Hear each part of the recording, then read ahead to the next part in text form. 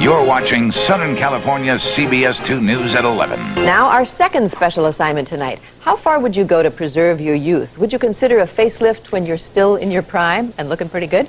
CBS 2's Thelma Gutierrez says it's a trend that seems to be taking off. It sure is taking off, and the patients that we talk to say they may not yet be wrinkled or sagging, but that's exactly what they're trying to prevent. They're now turning to a new technique that promises no visible scars or bruising. It's called a vertical lift. Good position, everything looks really good. Jennifer Jensen is 33. Terry Bloom is 42. And Renee Brown is 34. They're women in their prime, in their 30s and 40s, who no longer want to wait for the aging process to get the best of them. So they're jumping on a trend. One tiny small incision here. It's called a vertical lift, an alternative to the traditional facelift. I don't want to look tight and taut and just stretched. I want to look natural. And younger, even though Jennifer is only in her 30s. I'm 33 years old, and when I look in the mirror, I just see old.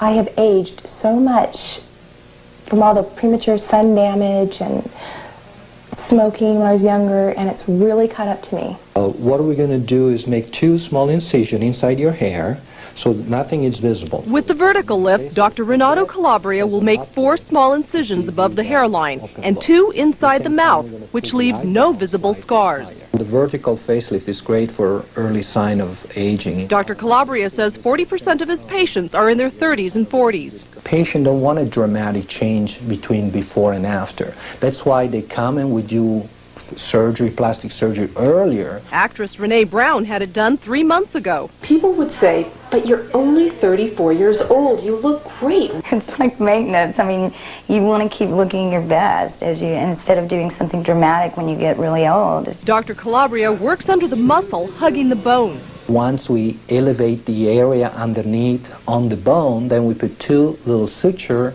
and we pull up, and then we secure it, sometimes with absorbable tiny micro screws, sometimes with just stitching it. He says this technique has produced dramatic results in older patients. This is 57-year-old Stella Campbell, before and after. It's unbelievable. It's really unbelievable. I mean, I really have no scars. And 63-year-old Cece Boyer, before and after.